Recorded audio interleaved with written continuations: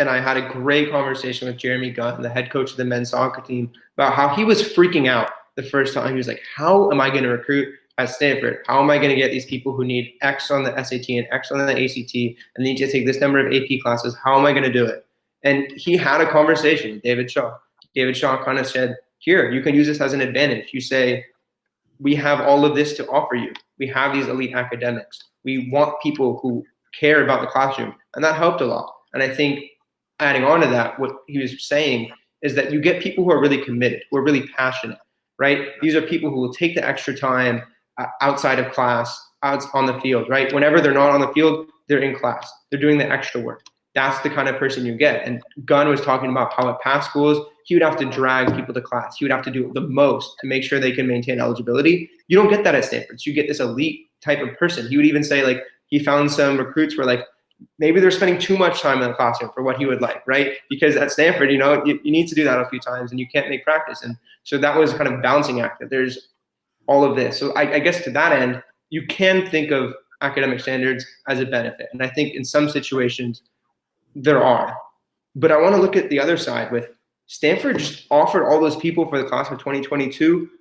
I'm not sure of this, and this is complete speculation, but we're not sure about the ACT, SAT for 2022. So now we're seeing maybe those requirements for standardized testing aren't playing in, and Stanford all of a sudden gets to make offers to way more players. To me, that's saying that maybe in the past, the lack of offers has had to do with people they didn't think could get in based on academic merit. So now that that's open, they're able to offer 3 quarterbacks all of a sudden, which I'm not sure if that's the reason. I'm not trying to say it is, but now we're seeing that. And maybe that's why Stanford is finally opening up its recruiting. That is a great point, and I don't want to discredit the hard work that coaches all across Stanford athletics have to do to navigate those academic restrictions. I don't want to call them restrictions, but I think it's what makes Stanford Stanford. I just think that when you look at the recruiting success of other programs, and you look at Stanford men's basketball, another incredibly difficult recruiting landscape, maybe even more difficult than football in men's basketball because there's just fewer prospects available. They were able to sign the number 5 player in the class in Zaire Williams. And this is a guy that's likely to be one and done, I think.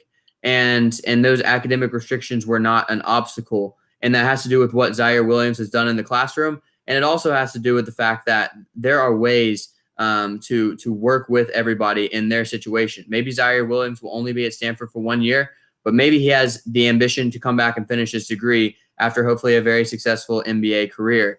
And I think that, that's the kind of person you're looking for, is somebody who loves their sport, who works incredibly hard in their sport, but also works incredibly hard in the classroom. And just to talk as Stanford students for a little bit, one of the greatest parts about my Stanford experience has been how, compared to other schools, the athlete population is so integrated into the student body.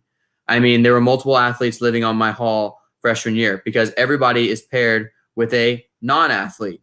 And that makes it so that there's not really a student and athlete divide, a NARP and an athlete divide, as some people might say, like there is in other campuses where, you could talk to many students at even some Pac-12 schools and they would say they might not know a single athlete because the athletes are doing their own thing. That's just not the case at Stanford.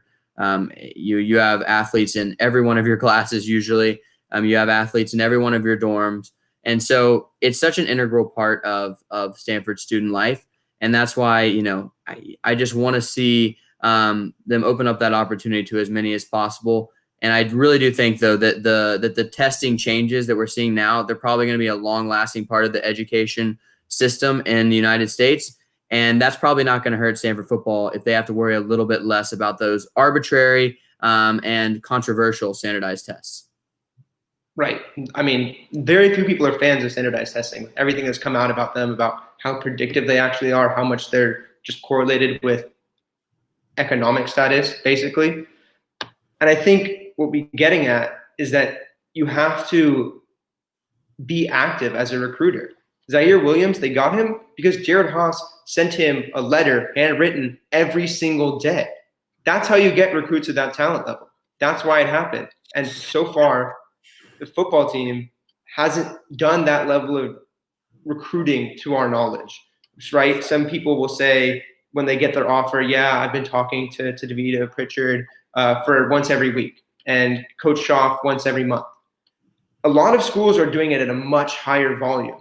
And these are people who just want to be connected to the team. They want you to see that they're going to be cared for. And I think at Stanford, everyone knows once they're going to get there, they're going to have that level of commitment, right? That's exactly what you're talking about, that athletes are so integrated. Everyone's going to support you. You're going to have all of these people from academics to counseling to everything that are on your side. But people want to see that ahead of time, right? They want to see that you've been on their side all along.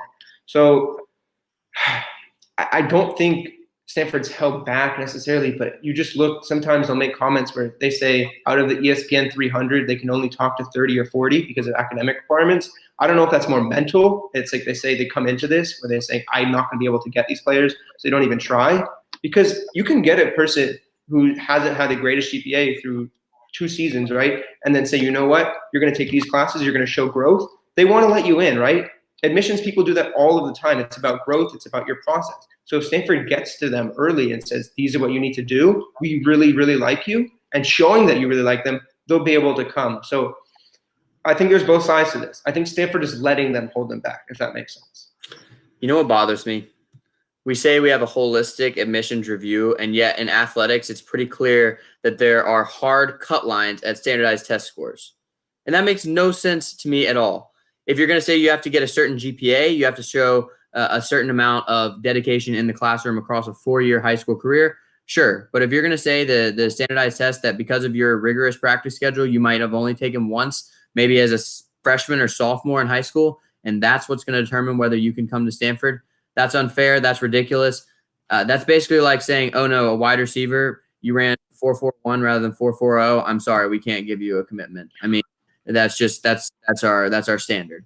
And I think that's unfair if that is the landscape that Stanford coaches are working with, because that does put them at a disadvantage, and that does keep talented student athletes who are willing to put in that work in the classroom from getting to Stanford. So I really want to see that holistic admissions process live up to its billing in the athletic side of things as well. But what you said about the level of commitment that Stanford's coaches have shown to recruits, it's all too true. And the thing is, aspirationally, I hate that coaches have to do this because it is an overburden on their life, and it just creates this recruiting cycle that is absolutely hectic. It's ridiculous. It's gotten to a completely outsized manner across the sport, and it's very frustrating to watch as a fan that now what these coaches have to do and what these players have to go through just to find the college where they're going to go.